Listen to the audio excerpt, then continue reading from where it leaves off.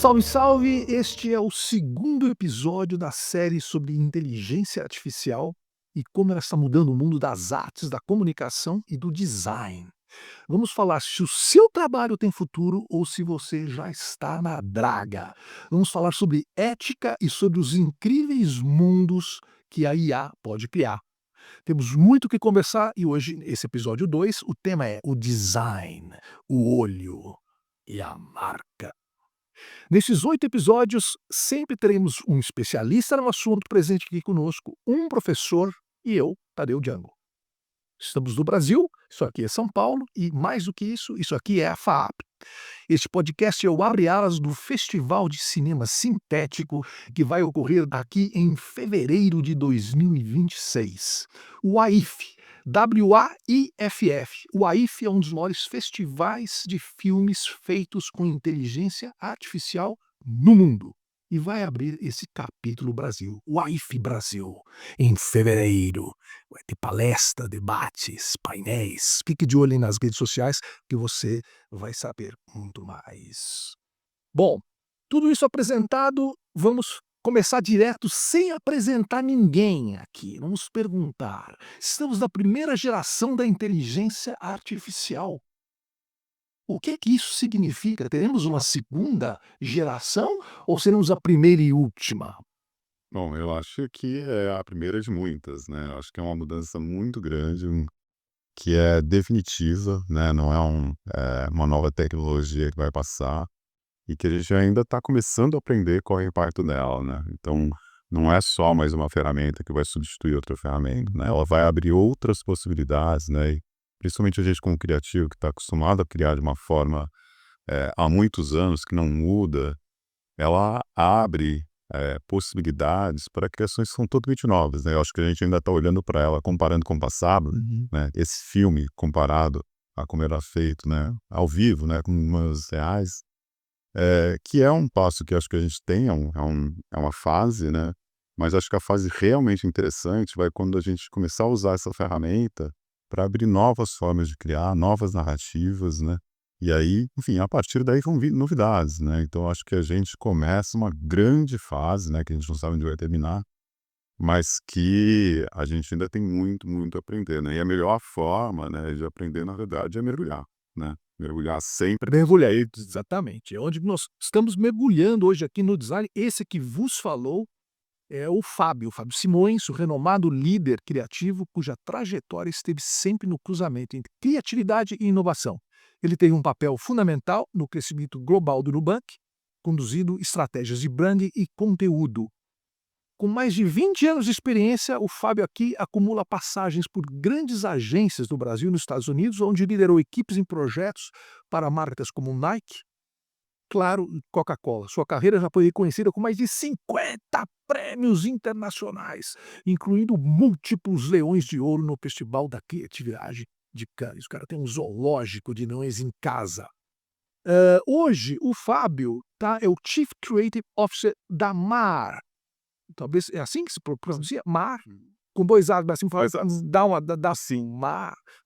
Da MAR, que é MAAR, um estúdio de design que une tecnologia, storytelling e inteligência artificial para criar marcas vivas, sustentáveis e em constante evolução. Então, esse mestre que está aqui conosco hoje, o Fábio, que lhes deu essa primeira impressão da primeira geração da inteligência artificial.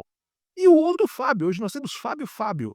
O Fábio Rigueira, professor aqui da FAAP, que eu vou apresentar com mais pertinência logo depois que ele me responder essa pergunta, se essa primeira geração é a primeira, teremos muitas mais, se você está preocupado com o desenvolvimento dos seus alunos que passam por tremores às noites com medo da inteligência artificial ou não. Na verdade, eu tô entusiasmado, né, porque eu acho que a gente está vendo agora, a gente está conhecendo o embrião dessa primeira onda da inteligência artificial. O que a gente conhece hoje é a pior versão que a gente vai conhecer, e isso a cada dia, né, e a gente tem visto como ela está crescendo exponencialmente. Nesse primeiro momento, o que a gente assiste é o que a gente está aprendendo a fazer à medida em que ela vai emergindo e vai mostrando o que pode ser feito. A gente está aprendendo a lidar com ela. Então, assim, eu acredito que a primeira fase, as pessoas estão realmente usando como sendo uma ferramenta para melhorar a performance de alguma coisa, mas isso é o uso mais raso que a gente vai conhecer em breve. A tendência é que a gente comece a entender novas formas de conectar essas ferramentas e isso vai criar um organismo mais vivo e mais presente na nossa vida. E é mais ou menos como eletricidade, né, ninguém pensa assim: "Vou usar a eletricidade para ligar o meu aparelho", né, ninguém pensa: "Vou entrar na internet para fazer alguma coisa". A gente vive numa sociedade hiperconectada, a gente vive numa sociedade eletrificada, e a IA, ela vai acabar sendo tão interiorizada, eh, tão incorporada na nossa vida, que ela vai se fazer até, invisível nesse sentido. Então a gente vai para camadas mais, avançadas, mais sofisticadas de uso da IA, que a gente não consegue hoje nem imaginar quais serão. Então essa primeira onda, acho que é uma onda de apresentação, é uma onda de boas-vindas, é uma onda de onde a gente se deslumbra com as coisas que ela vai fazendo a cada dia, né. Então eu acho que esse entusiasmo inicial ele é muito legal, né. E bem, o Fábio aqui, que nos fez essa declaração otimista com relação à IA, é professor e head de inovação aqui na FAAP. Formado em design de produto, ele sempre uniu design, tecnologia e comportamento humano na formação de seres criativos. Nos últimos anos, mergulhou na inteligência artificial aplicada à educação, trazendo ferramentas e reflexões sobre como formar profissionais que entendem tanto de gente quanto de algoritmos. Então temos aqui um super especialista premiado de design que ganhou tudo no mundo e está numa empresa muito interessante que é essa Samar. Quem puder dar uma olhada, já fez cases muito bacanas, e o nosso Rigueto, professor emérito aqui da FAAP. Um exemplo de aplicação de IA para uma marca que não teria sido possível fazer sem a inteligência artificial hoje em dia, ou não existe mais trabalho sem o uso da IA no processo criativo. Não, acho que com certeza existe, né, mas que a gente fez, né, quando a gente começou a investigar essa possibilidade, né, de uso de tecnologia com design, especificamente IA, a gente estava curioso para saber. A gente sabe que dá para construir uma marca de uma forma específica, né, tradicional, mas e se, né, e se a gente tentar de formas diferentes, né? Aonde isso vai nos levar, né? Que tipo de impacto vai ter na construção da marca, né? Então, o nosso primeiro case foi para Claro e foi justamente, eu vou colocar a AI em todos os passos de um processo criativo, desde o briefing até a produção. E eu vou começar a entender, né, se existe realmente impacto, se funciona essa ferramenta para isso ou não, né? Porque, né, era uma grande incógnita. E o que a gente começou a entender é que ela abre suas possibilidades, né, criativas mesmo. Então, com a Claro, a gente estava refazendo o logo deles e eles tinham uma visão que, meu logo ele pode ser representado por uma fibra ótica, por uma luz, né? Então tinha um limite ali de 5 execuções, né, que eles esperavam ver no logo, esperavam, né? A gente foi para a AI com um briefing sobre o que a Claro precisava ser, solar, tecnológica, né? eh, Sofisticada, e a gente começou a abrir e deixar o caráter generativo da AI trazer coisas novas, sem colocar tantas barreiras. E aí vieram várias coisas, então a gente abriu, né, essa percepção daquela granularizou, né, e começou a ver a marca de uma forma muito mais complexa e diversa, que ela é, né, mas a gente estava tentando reduzir ela. Então, você cria uma marca mais diversa, né, ser mais diversa, você consegue fazer com que ela atinja mais pessoas de uma forma, mais empática, né, com mais potência. Então a primeira forma foi, né, essa possibilidade de criar um logo muito mais dinâmico, e a segunda foi na investigação, fotográfica, né, como é que eu vou representar fotograficamente os clientes da Claro, né, para propaganda, para lugares. E a gente produziu 500 fotos, né, para todos os produtos e serviços, né, usando uma mesma lente, né, essa lente solar sofisticada, né, tecnológica, né, então cada pessoa. E vocês produziram as fotos mesmo? A gente não, em AI, né, Sempre em IA. sempre em AI. A gente produziu, mas escolheu o casting, escolheu locação, né, escolheu atuação, tudo isso criando um modelo para que tudo fique dentro da grande expectativa sobre a marca, né. Então, a Claro como um todo, né, quero que seja solar, né, feliz, né, sofisticada, como é que se representa fotograficamente para todos os produtos e serviços. E acho que foi a primeira vez que eles viram todos os produtos e serviços deles representados de uma forma super consistente. Sim, porque aí você não precisou nem, o teu protótipo já foi praticamente o teu produto. Exatamente. Muitas vezes você tinha que criar uma série de coisas, apresentar: "O que que você acha disso? O que que você acha disso? Esse caminho, esse caminho, esse caminho, esse caminho". Aí, um caminho definido para o cliente, aí que você ia desenvolver os finalmente. Então, nesse caso, pelo que você está me dizendo, você já apresentou praticamente os finalmentes para o cliente. Exato. E acho que a diferença, né, é que o meu ponto de vista, o nosso ponto de vista casou com o ponto de vista do cliente. Numa produção tradicional, né, se eu fosse fazer, esse mesmo processo, eu ia passar por vários pontos de vista, né. Ponto de vista do, sei lá, gerente de marketing, assistente de marketing, que vai passar para a agência, que vai passar para o produtor fotográfico, para 5 fotógrafos, cada um com seu ponto de vista.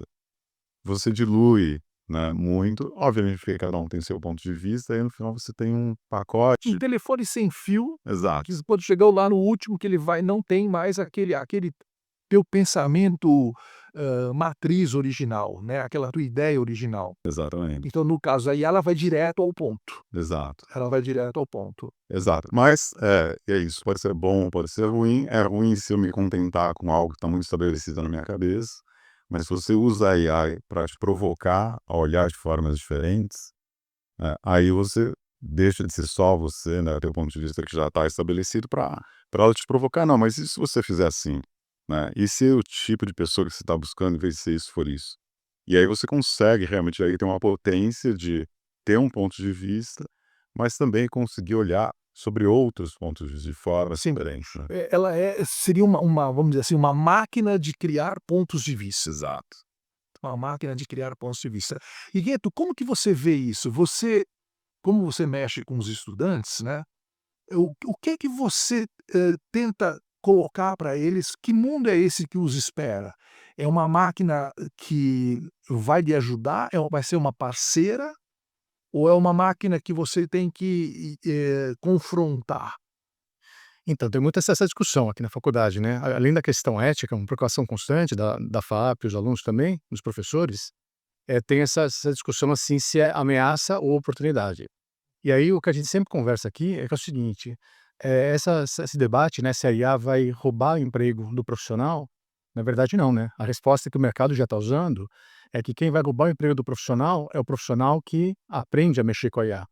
Então, isso que o Fábio colocou, né, muito bem colocado, eu acho que tudo isso já demonstra, né, essa capacidade que a IA tem de dar um upgrade, né, nas abordagens, na variedade e tudo mais que o profissional já faz. Então, você pega a competência dele e potencializa, você alavanca com outras oportunidades. Você reduz o desvio entre a criação e a produção, praticamente unindo uma ponta à outra. Uma outra coisa também que a gente fala muito com os alunos, é essa capacidade que a IA traz para a gente hoje, de criar uma camada de inteligência, de análise, discussão, de identificação de oportunidade, principalmente com as empresas, onde você consegue mapear e identificar movimentação de mercado, o que a concorrência está fazendo, está lançando, o comportamento do consumidor, mas numa complexidade de dados que o ser humano não conseguiria fazer. Então, além dessa inteligência, né, que o ser humano tem, essa capacidade, talento e tudo mais que sempre existiu e que vai continuar existindo, você coloca uma camada de levantamento de dados, análise e organização desses dados para estruturar os dados, que permite alimentar o profissional de um jeito que ele nunca foi alimentado. Então, essa camada adicional vai potencializar também a criatividade desse profissional.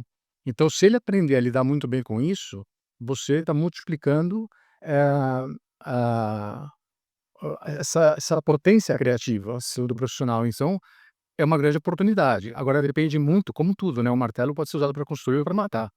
Então é o uso que a pessoa faz disso, né. Então se a pessoa é a favor ou contra, depende muito dessa abordagem que é dada. Aqui na FAP a gente está colocando muito para o aluno essa questão da grande oportunidade que a IA está trazendo, usando com ética, com cuidado, com critério. Muito bom, que seria um círculo virtuoso, a possibilidade de um círculo virtuoso está, né. Exato. Vamos ouvir aqui uma pergunta de um estudante da FAAP. Olá, tudo bem? Meu nome é Maria Eduarda, eu sou estudante de Publicidade e Propaganda aqui na FAAP. E como estudante eu me interesso muito pela parte de criação e divulgação de marcas, a parte mesmo de propaganda. Para a gente conseguir fazer uma propaganda, a gente requer muito muito recurso, como atores, criação, direção, e eu me questiono como que daqui a 4 anos, quando eu me formar, vai ser essa parte de criação. Será que a IA vai tomar conta de tudo? Será que a gente ainda vai ter algum lugar no mercado de trabalho? Eu acho que é muito o que o Righetto falou, né, assim, a gente sempre vai trabalhar com alguma ferramenta, né, essa é uma nova ferramenta, a possibilidade da curiosidade de como você vai usar essa ferramenta, né. Então, contar histórias, né, eu acho que uma grande frustração dos jovens quando saem da faculdade eu tenho toda essa energia, né, todas essas histórias para contar e eu não consigo, né. Então vou entrar numa agência como assistente, como estagiário, e aí vão ter 10 pessoas acima de mim e falando: "Não, faz assim, faz assado", e as histórias que eu quero contar, um novo ponto de vista, é praticamente impossível, né, hoje e no passado. Hoje, se eu tenho uma história para contar e eu quero contar, você tem uma ferramenta absurda, né, para tangibilizar aquela história de formas diferentes e contar de uma forma que nunca ia ser possível. Então, o que a gente vê é mesmo no uso do cinema, né, da AI, possibilitando você contar novas histórias de formas diferentes, né. Eu tô voltando agora, recentemente, estive no Festival de Cinema de Veneza, e uma das opiniões de um diretor, Paul Trillo, lá, era justamente essa. Ele falou: "Eu tô vendo que a gente vai ter que fazer cinema como sempre, o cinema sempre foi feito, com atores e tudo, mas eu já não preciso me policiar se, puta, nem vou entrar por esse caminho, que isso é impossível de ser feito. Então já não é mais nada impossível de ser feito. Então você imagina, abriram-se as portas da imaginação. Tudo vai ser possível de ser criado por um comando de um ser humano que vai tocar a coisa para frente. Mas essa opinião da Maria Eduarda é típica, né? Daqui a 4 anos vou ter emprego. Então, o medo é esse, né? Que a IA deixe de ser, isso eu queria um pouco da sua opinião, deixe de ser ferramenta e se torne um ser que vai tomar todos os lugares. A gente está vendo que existe o diálogo, mas você vê, Righeto, a IA como ferramenta, vê, né, entre várias coisas que nós já tivemos no passado e que hoje nós utilizamos, no Photoshop hoje, né, ou ela é um agente que vai dialogar com qual é a diferença, porque uma coisa é você ter uma ferramenta, um Photoshop é uma ferramenta que eu tenho, quer dizer, tá ali, se eu não pilotar, não vai fazer nada. Agora a IA já começa a intervir, já começa a me questionar, né. Sim, eu acho que ela é muito mais um agente do que uma ferramenta, né, porque ela tem uma questão ativa de ela vai contribuir para modelar a nova realidade. A resposta à pergunta dela é que vai ter emprego, mas não emprego que ela conhece, provavelmente, né, porque a régua sobe. Então, no momento em que a IA ela fornece ferramentas para as pessoas usarem e elevarem o padrão de entrega, então isso faz com que uma pessoa mediana ou medíocre consiga entregar algo num nível muito melhor. Então ela chega perto desse profissional que entrega um trabalho, de médio para bom. Só que essa pessoa de médio para bom também vai subir o nível dela, e o excelente também vai subir o nível dele. E o mercado vai passar a ter isso como referência. É o O excelente. Top Blaster. Então o mercado vai mudar o referencial dele do que considera um bom trabalho e do que é possível fazer. Sim. Ou seja, o mercado vai querer o que hoje é impossível. Então, enquanto o medíocre vai entregar o bom, o mercado vai estar comprando o impossível. Então, isso vai fazer com que nasçam novos empregos, novas possibilidades, novos profissionais, novas atividades. Então, o mercado com certeza vai mudar e a realidade que a gente conhece hoje não é a que vai existir daqui a 4 anos. Então, nesse sentido, a IA se torna um agente de transformação da nossa realidade. Então, acho que é mais por aí que eu vejo, né? Mesmo sendo bom ou sendo ruim, é para onde está indo, né? Então, o impossível é o novo normal. Novo normal. O novo normal. Você porque tem Gostando ou não, é para aí que está indo, né? E nem quem criou a IA consegue mais controlar isso, né. Então, esse é o cenário. sim, incrível isso. Isso é incrível. Agora, nós falamos de IA e a gente parece que está no embate, né, IA e nós é IA e vamos dividir, vamos jogar juntos, tal. E o trabalho de equipe? Quando a IA tá rodando na mesa, como funciona o trabalho de equipe nessa área do design? Pra gente, a experiência, e eu acho que talvez isso seja o futuro, a gente é uma empresa muito pequena, né, são 5, 6 pessoas, né, eh, e que quando se unem em um projeto, né, trocam muito, né? O que que era diferente no processo tradicional, quando eu trabalhei em agência com equipes enormes, né? Tanto de atendimento quanto planejamento, criação, produção, mídia. É, é que era muito difícil você ter uma visão do projeto, uma discussão do projeto, todo mundo junto, Sei. né? Porque tinha essa linha industrial, né? Que Uhum. era um começa, né? Depois passa para o outro, depois passa para o outro, depois passa para o outro. Então você ficava numa caixinha muito pequena para resolver aquele problema que te deram, né? Se esse problema é um problema certo para resolver, não sei, porque talvez tenha pegado um desvio ali antes, ou talvez pegue um desvio depois e vá para outro lugar. Hoje, a AI, pela velocidade, né, e a possibilidade de você ter times menores fazendo mais coisas, eu consigo trocar muito mais no planejamento, criação e produção. E aí eu consigo ficar checando o tempo todo, vira um sistema meio cíclico, né, então eu recebo um briefing, investigo, devolvo para o cliente, ele devolve para mim, eu já começo a ter uma visualização de uma possível tangibilização, volta ali para o planejamento para testar, aí vai para a criação cria algo, vê se está alinhado com o planejamento, né? Aí vai, já está meio que na produção, você vê se precisa ajustar algo na criação. Então, assim, esse sistema, ele é, por incrível que pareça, né, nesses times pequenos, assim, ele é muito mais participativo e tem muito mais troca. E aí você tem muito mais certeza que o problema que está sendo resolvido, a gente está fazendo esse checking o tempo todo, né? E que a criação vai resolver o problema do cliente inicial, né?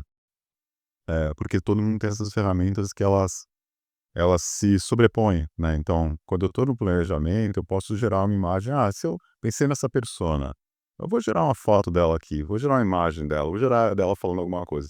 Você já está caindo, de certa forma, na criação, Sem dúvida. né? E a criação, é a mesma coisa. Pô, eu tive essa ideia, mas será que é esse personagem que eu quero? Pode ter um outro personagem? Então, as áreas estão... E obviamente, criação e produção, né? Quase se sobrepõem, né? Então, a gente tem visto essa mudança muito grande, acho que a gente estava falando um pouco sobre isso, né, do processo. O processo criativo tem que mudar, não é uma substituição de ferramenta. E nesse processo a gente está trabalhando muito mais junto, que eu deixo de ser aquele profissional que faz um pedacinho. Eu, como criativo, sempre fui meio planejamento, meio produção, né? Só que eu não podia, eu fazia só aquele pedacinho. Então agora eu posso, né, ter opiniões sobre estratégia e ter opiniões sobre produção, como deveria ser todos, né? Sim, e é bem interessante isso, eu não sei como o Righetto, enxerga, mas assim, isso é muito do mundo contemporâneo, quer dizer, no fundo, você precisa ter uma cultura geral, né, você precisa saber um pouco do mundo, você precisa saber de arte, um pouco de esporte, um pouco de produção, um pouco você precisa ter uma cultura grande para poder jogar um jogo, e de repente você vai jogar mais na produção, de repente você vai jogar mais no planejamento, mas você precisa ter essa cultura geral mais ampla. Como é, a questão da formação dos alunos nesse momento, onde se você tinha um gênio que, cara, desenhava pra caramba, o cara tinha um diretor de arte, mas era isso, ele nem falava direito, ele não se expressava. Hoje em dia você precisa desse profissional que tenha esse conhecimento geral, que se expresse bem, que seja empático, que consiga trabalhar muito bem em grupo. Se você não tiver isso, me parece que fica muito complicado você entrar nesse pequeno mundo, desse pequeno time que joga junto com a IA. Righeto. Perfeito. É isso que o Fábio colocou e está colocando, Tadeu, assim, o que que demonstra? Que se essa gente tinha um time feito por super especialistas, e um bom time era um time que tinha uma boa liga entre os especialistas, hoje, como o Fábio colocou, assim, um bom time é um time que consegue dar conta do todo, como se fosse um organismo vivo, né, que funciona muito bem junto.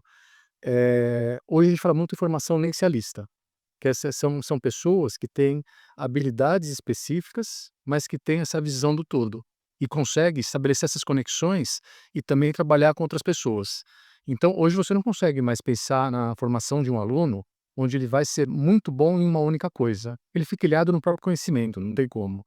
E a ideia se antigamente você tinha numa empresa, por exemplo, cada um fazendo uma parte do trabalho, empacotando o que fez, entregando para o próximo da sequência, hoje é tudo ao mesmo tempo. Mais do que isso, hoje não dá para a pessoa ficar ilhada no próprio conhecimento. Hoje, ela precisa trocar informação e aprender algo enquanto está ensinando outra coisa. Enquanto eu aprendo uma coisa em tecnologia, eu estou ensinando uma habilidade que eu já tenho para uma outra pessoa que está num outro processo. Então, hoje, é muito mais a ideia de uma comunidade evolutiva do que um conceito de uma, por exemplo, uma escola de transferência de conhecimento. Então, a ideia de você criar ambientes criativos, ambientes de aprendizagem, ambientes de troca de informação, é uma meta que toda empresa tem que ter, toda escola tem que ter, toda comunidade tem que ter, porque é isso que vai permitir que a gente sobreviva, né, nesse futuro. Porque não tem como, todo mundo vai ser aprendiz e mestre ao mesmo tempo e aprender a trocar o pneu com o carro andando, vai ter que eh, desenvolver qualquer coisa. Você tá usando IA, só que a IA é um universo gigante. Só que aí você tem as áreas de conhecimento específico que também estão mudando. Aí você tem segmentos que estão morrendo, estão surgindo outros. Então é tudo muito fluido. E aí nesse processo não tem jeito, sozinho ninguém consegue fazer nada. Então, eu acho que é interessante, unindo um pouco aqui, quer dizer, você falou em organismo vivo, ou seja, um novo time de IA que vai trabalhar com a IA no centro, ou ao lado, ou acima ou abaixo, é um organismo vivo. Então esse é uma coisa interessante. E a gente estava falando, antes de começar o programa, sobre como as pessoas ou as empresas estavam mimetizaram máquinas para poder crescer, sobreviver, crescer e etc, etc. E hoje em dia parece que nós estamos num processo contrário. A gente vai ter que humanizar, parece que a inteligência artificial vai nos forçar a ser mais humanos para poder sobreviver e crescer e etc. Quer dizer, essa coisa da máquina, produções em série, vários andares, cada um especialista, apertando o seu parafuso no marketing, apertando o seu parafuso na produção, parece que agora você vai ter que ter mais jogo de cintura, se transformar mais nesse organismo vivo, orgânico, para poder pegar essa máquina, que é a inteligência artificial, e fazer com que ela jogue junto. É, não, total, assim, eu acho que desde a Revolução Industrial, né, você começou a colocar as máquinas e começou a colocar os humanos cada vez mais, né, como você falou, operando com máquinas, sendo mais eficientes, mais precisos, né, desde uma fábrica até um call center, né. Call center, ele deixou de ser é uma pessoa que está lá, mas muitas vezes ela está seguindo um roteiro super específico com alguém checando, né, então ela está atuando como uma máquina, né. E hoje o que a gente vê é que qualquer função que for repetitiva, né, que geralmente é destruidora de alma, ela vai ser substituída por uma AI. Porque é a parte mais fácil da AI substituir, que é a eficiência e a repetição, né. E ela vai libertar a gente para voltar a ser humano, né. A gente estava cada vez mais treinando-se máquina, e bom, agora, como é que é o que que é ser humano na hora que você tem uma máquina produzindo? O ser humano tem um ponto de vista, então a gente falou, né, como é que começa um filme, né, como é que começa um trabalho? Eu tenho um ponto de vista, eu tenho um desejo, né, e quero startar isso, né. E aí o segundo passo, né, que é o output, né, quando a AI produz aquilo que você provocou ela, né, é primeiro curadoria, né, isso é bom ou isso é ruim, né. A gente desaprendeu a julgar, né, se é bom ou se é ruim, porque na verdade, assim, não existe uma medição, principalmente na arte, no design, né, o que que é bom, o que que é ruim. Você vai dizer em cima da tua experiência, da tua intuição, da tua empatia, né, da tua capacidade de se sentir como um outro ser humano olhando para aquilo e falar: "Cara, isso realmente me tocou, isso é bom", né. Então, essa volta a gente usar o nosso algo que é só humano, Uhum. né, vai ser algo que a gente vai potencialmente cada vez mais desenvolver. Então as máquinas estão dando essa possibilidade para a gente voltar a aprender o que que é ser humano, como é que eu decido isso, por que que eu decido isso, né. E eu acho que é engraçado, né, porque tem alguns termos que estão sendo usados, né, tipo orquestração, né. Um maestro, né, tem uma sensibilidade, né, para entender um ritmo da música que não óbvio que tem uma parte técnica, né, mas ela é fluida, né, ela não acontece sempre ao mesmo tempo, então sentir que temos que ir mais para lá, comece um pouco mais cedo, aumente o tom. E a AI, ao contrário do que muita gente pensa, ela é tão interativa quanto uma música, né, então você vai dando tom para ela até ela chegar no lugar final, né. Ela não é o prompt que vai te entregar um produto pronto, né. Geralmente é o que o Ricardo estava falando, você chega numa coisa medíocre, né, e que para muitas pessoas está bom, mas o realmente bom vai ser o maestro dando tom, vai mais pra cá, vai mais pra lá, melhora, ou apagar tudo e vamos começar de novo, né, porque às vezes você vai num buraco sem fundo. Mas eu acho que essa possibilidade da gente reaprender, né, por que que a gente gosta, para onde a gente Sim, isso é bem interessante mesmo, né, esse processo que a gente fica receoso da IA, mas parece, nesse caso específico do design, da criação, das máquinas, da publicidade, da propaganda, que de alguma maneira ela está, parece que nos ensinando novamente o caminho de ser humano. Né, a máquina está nos ensinando que: "Olha, deu errado, né, até agora", ou enfim, tem tantas profissões sendo criadas aí como máquinas, e que realmente estão tirando a alma, a saúde mental de tanta gente, exatamente, que de repente você vai voltar para um outro lugar onde você vai poder se expressar, sentir, sofrer, vai poder errar, porque a IA faz justamente isso, ela faz tudo isso, ele erre mais rápido, né, você vai errando mais rápido, aí você vai poder trocar mais rápido, e errar é humano, né, se faz parte da E eu do acho que processo. você redefiniu o que é errar, né, porque, assim, eu como criativo, a maior parte, não sei, mas, assim, grande parte do que eu criei foram erros, né. E eu acho que o erro é você abrir a possibilidade de fazer algo novo, né, juntar coisas que nos conversam, olhar para aquilo e aí se dá a liberdade de olhar com outro ponto de vista. Porque eu começo olhando para aquilo achando que isso é ruim ou é feio, né. Aí se você der essa liberdade para você vai poder olhar a diferença, né, entre o feio e o ruim, né, para o inovador e o diferente, né, é muito pequena, depende do teu ponto de vista, Sim. né. Então, essa possibilidade do erro, né, é a possibilidade do novo, né. A gente vê na ciência, né, a quantidade de erros que levaram a novos materiais, novas descobertas é absurda, né. Sem dúvida. Porque a gente tem muitos vieses, né, e a gente se barra muito. Na hora que alguma coisa escapa do teu viés e cria algo novo, né, aí que você vê a evolução, né, e a IA acelera isso. E você vê os alunos temem o erro, né, hoje em dia, como que isso funciona? Eles estão mais atirados ou estão mais, porosos a errar? Como que você sente essa Eu acho juventude? que melhorou, mas a nossa formação educacional é toda voltada pra repetição. O professor ensina algo e na prova o aluno tem que repetir o que o professor ensinou, que é o que está no livro. E se ele faz diferente, geralmente ele tem uma penalidade por isso. Daí quando chega na faculdade criativa, cria algo novo do zero, faça alguma coisa que ninguém fez, se você fizer igual, é plágio, é cópia, tá errado, né. Então assim, o aluno ele tem o aluno chega, né, na faculdade as pessoas chegam, né, com esse condicionamento, né, de eu tenho que fazer o certo, como é que era para fazer, isso aqui tá bom ou não, a opinião do professor é um balizador para ele se tá legal ou não. E uma coisa que eu sempre falo assim, né, que a diferença do teimoso e do persistente é que o persistente no final conseguiu, né. E aí acho que cai naquilo que o Fábio estava comentando, o que que é o erro? São tentativas de você sair do lugar conhecido, um lugar comum, um lugar conhecido, que é o considerado certo, e você vai testando coisas até chegar numa outra solução, onde as pessoas olham e falam assim: "Caramba, legal isso, hein?". Mas até amadurecer para chegar no legal e isso ser considerado válido, todo o percurso é considerado erro, né, no processo, normalmente. Então, a faculdade ela acaba sendo um grande exercício do aluno desprender, desapegar desse conceito de certo e errado, bom ou ruim, e ele aprender a se jogar nesse processo exploratório e aprender que o divertido é o processo. O resultado final, né, o projeto não acaba, o que acaba é prazo.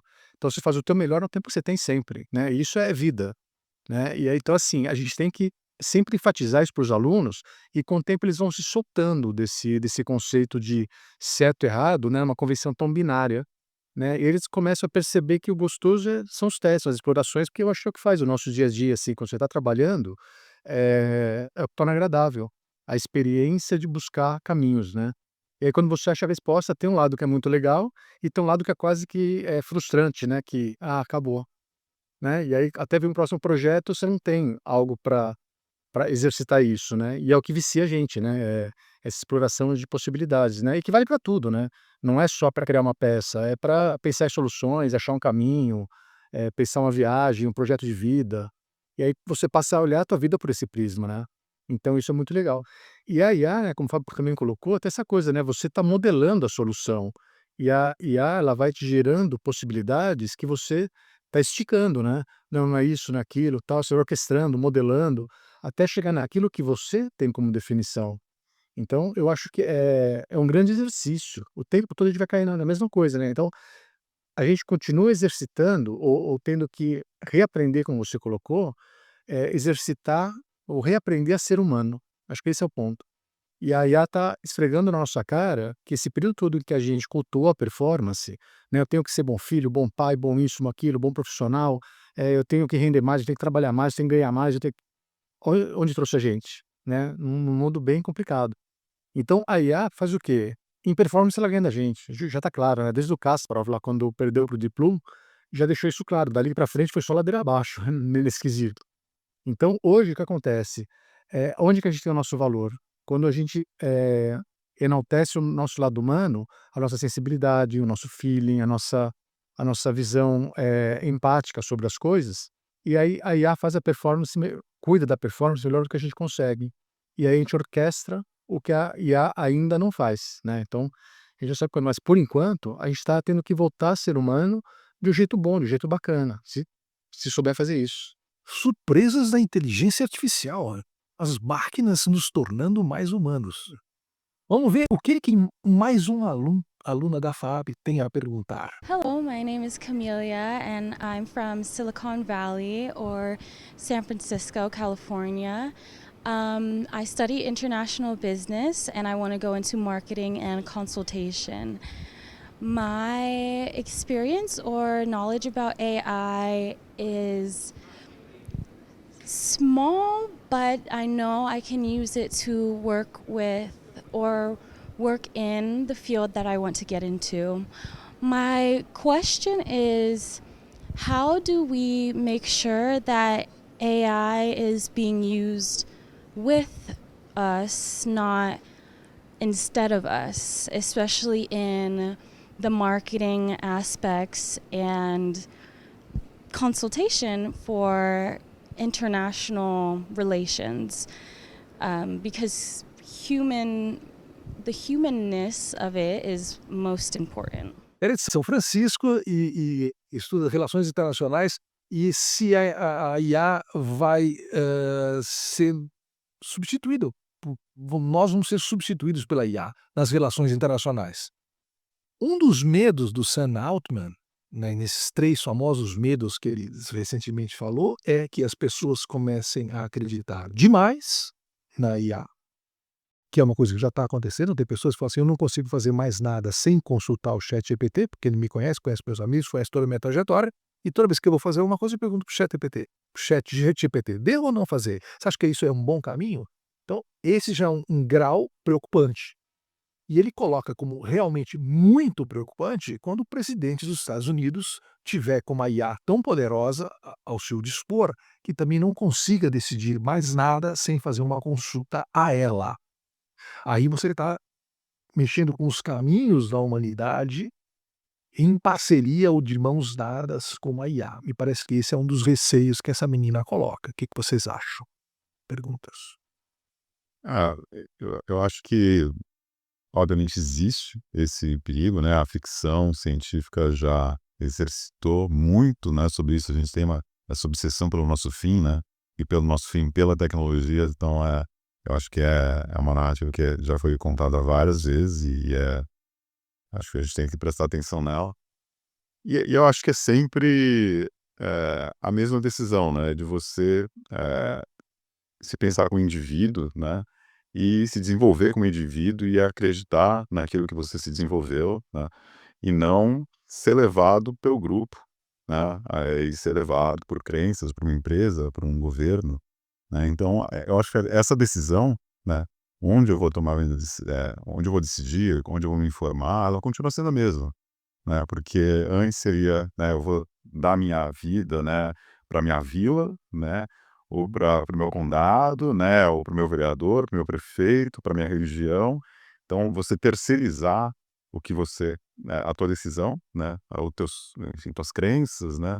Sempre foi algo, né? Que o ser humano conviveu, né? Em grupos menores, né? Até grupos maiores hoje, assim. É uma decisão que ele sempre teve que tomar.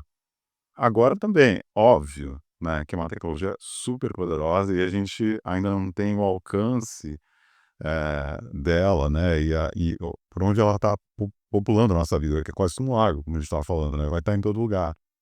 Eu falando com meu filho tem 10 anos, né, a gente obviamente fala muito sobre AI, porque é meu trabalho, e o que eu acho que é importante, né, para ele usa muito, E aí ele tem coisas, né, que ele bate o olho e fala: "Pá, isso aqui é fake, né, isso aqui foi a AI que fez", né, textos, imagens, né. Eh, e a gente tem se esforçado para educar ele, eh, olhando para o mundo, né, de uma forma muito aberta, né, entendendo muito a tecnologia e desenvolvendo, né, os teus conceitos, suas crenças, né, por ele só, e podendo julgar, né. Então nesse caso, é um pouco o que a gente estava falando, assim, e tem uma questão sobre educação, né, o que que eu vou aprender, eu acho que é essa educação que a gente estava falando, muito abrangente, como você, desenvolver suas próprias ideias, teu julgamento, né. Eu acho que é essa educação que a gente tem que dar, as pessoas poderem julgar e poderem tomar decisões a partir delas, né. Sim, e eu acho que tem uma questão, de novo, ao começo aqui do nosso programa, que é a primeira geração de IA. Exato. Então, nesse caso, quando surgiu a internet, falou: "Que legal, vamos estar conectados com o mundo todo, por redes sociais, que bacana, vou conectar com todos os meus amigos, vou descobrir aqueles meus amigos do ginásio, e eu vou saber onde eles estão". E não tinha uma coisa muito positiva nesse sentido. Na IA, agora a gente está nesse momento onde, segundo tudo consta, nós teremos um agente IA nosso, que eu talvez até eu dê um nome a ele, Cloninha. meu clone, meu parceiro, minha parceira, que vai estar aqui e que vai saber muito da minha vida, toda a minha vida, vai ter todos os meus documentos, todas as minhas bios, todos os meus vídeos, tudo que eu falei, ela vai saber absolutamente tudo sobre mim, e é uma pessoa, vamos dizer assim, né, uma IA, personificada ali, que eu vou poder perguntar a ela: "Você acha que isso é real? Você acha que eu deveria fazer esse podcast? Você acha que isso vai ferir a minha imagem? Você acha que isso vai me trazer alguma vantagem? Você acha que isso é bom para a humanidade?" Enfim, e ela vai me dar uma resposta em função de todo o meu passado, as circunstâncias, os momentos, todas as avaliações. E eu acho que aí é que está uma coisa que a gente não sabe ainda, né, se a gente vai ter que acreditar tanto na IA, que nós só poderemos, vamos ficar, aspas, "viciados" a tal ponto na IA, que a gente não consegue se mover sem consultar esse nosso parceiro inteligente artificial. O que que você acha, Henrique? Não, eu acho que esse debate é super essa reflexão é super rica, porque se todo mundo usar, vai ter uma alteração dessa realidade que a gente conhece. Alterando a realidade que a gente conhece, as respostas que saia deu dando errado. Concorda? Porque aí ela vai responder em cima da realidade que a gente conhece. Mas se todo mundo mudar a posição por conta de uma resposta da IA, então quer dizer que a linha evolutiva, ela tende a mudar por conta dessa interferência da IA. Então o que tende a acontecer não é o que ia acontecer, vai ser outra coisa. Então, a gente tem uma situação onde as coisas ficam amarradas de um jeito, não sei se tá claro o que eu tô falando, Sim, sim, então, tá né. claro, eu acho que a gente Se todo mundo tiver a mesma pergunta ao mesmo tempo, as IAs vão responder de determinado jeito. E aí, se todo mundo seguir o que as IAs estão falando, o destino da humanidade vai para um lado de acordo com o que as IAs responderam. Então, o que vai acontecer dali para frente não está de acordo com a previsão de cada IA que respondeu individualmente, né. Então, só para dar um exemplo. Mas eu acho que assim, né, o medo ele é pertinente, ele é coerente e é presente. Porque a gente sempre teve, na verdade, como ameaça, né. Antes era um botão na Guerra Fria que bastava um apertar para acabar com metade do mundo. Né, e aí bastava um presidente um pouco mais louco do que os que tiveram, para apertar esse botão. Hoje a gente tem a IA como sendo essa possibilidade de, sabe, de fazer mau uso, né, como a gente estava falando. Então assim, a gente não sabe muito bem o que vai acontecer, como as pessoas vão usar, esse deslumbramento que acontece no primeiro momento, como aconteceu com mídias sociais, né, é seguido geralmente por uma ressaca, né. Lembra do Orkut? As comunidades, né, eu amo o Tadeu, aí de uma comunidade eu odeio o Tadeu, né, amo o Righeto, odeio o Righeto, né. Então assim, é uma coisa vai polarizando, né. Então eu acho que assim, a IA a gente está nessa fase que ainda a gente não sabe muito bem o que vai acontecer, mas uma coisa é certa, sempre vai ter o ônus e o bônus, né. E agora, as pessoas vão usar sim, estão usando. Outro dia eu estava lendo de um rapaz que colocou lá: "Traí minha mulher", falou pra IA, "traí minha esposa e tô arrependido". E aí a IA consolou o cara falando: "Não, cara, se você traiu é porque provavelmente ela não tá te dando atenção, ela não sei o quê". E o cara falou: "Obrigado, tô me sentindo melhor agora". Então assim, cara, onde vai parar isso? A gente não sabe. Então é uma grande incógnita, né. E a resposta para isso, assim, na minha visão, acho que tá em consonância com o que ela falou, é a educação. Porque se a gente não tem um ser humano formado, que tem um senso de ética, de moral, uma integridade, realmente a gente vai ter problemas muito sérios disso, assim. Então, a gente está caminhando por uma situação que ela tende a ser crítica, se isso não for discutido, se não for debatido e tudo mais. E a resposta sempre vai ser educação, né. Então, é uma ação de médio para longo prazo. Então, as escolas têm papel fundamental nisso, né. Nesse primeiro momento, né, que a IA se apresentou para o mundo e que as pessoas já estão se lambuzando com ela, vai acontecer de tudo, não tem como, né. Mas eu acho que, assim, olhando para médio e longo prazo, a educação é o único caminho que a gente tem para poder, acreditar que o futuro vai ser um pouco mais, coerente, né, um pouco mais, moral com relação àquilo que a gente espera. Eu acho que a gente volta sempre a esse tema da educação, né, no fundo, quando a gente tem, a educação como base, talvez não tivesse acontecendo tudo isso que está acontecendo, né, toda essa divisão, por mais que isso seja extremamente sedutor, né, o conflito e a divisão e a polarização seja muito útil para as redes sociais, né, para sobreviverem, para dar as emoções, os conflitos e a história toda, talvez se a gente tivesse mais educação, talvez isso tudo não tivesse acontecido. É um "se", mas de qualquer maneira eu acho que a gente continuar acreditando na educação como a base de tudo para que a gente construa um mundo melhor junto com a IA, sim, que realmente estamos naquele momento da primeira geração e ela é muito interessante que a gente está vivendo isso ainda com otimismo, receios, mas otimismo, porque a gente aprendeu com as outras, com a internet, com as redes sociais, que não era tão bom assim, né? Parecia bom no começo, mas não era tão bom assim. Então a gente está nessa coisa, é bem interessante essa questão da educação. Nesse mundo próximo, nesses próximos anos, antes de 2030, tem alguma coisa que, vocês, tenham receio que possa acontecer? Ou ao contrário, nesses próximos anos vocês estão vendo uma grande revolução que vai transformar o mundo num lugar jamais visto? Porque eu acho que vai ter uma mudança de cenário, assim, no mercado. Acho que segmentos vão desaparecer e segmentos vão surgir.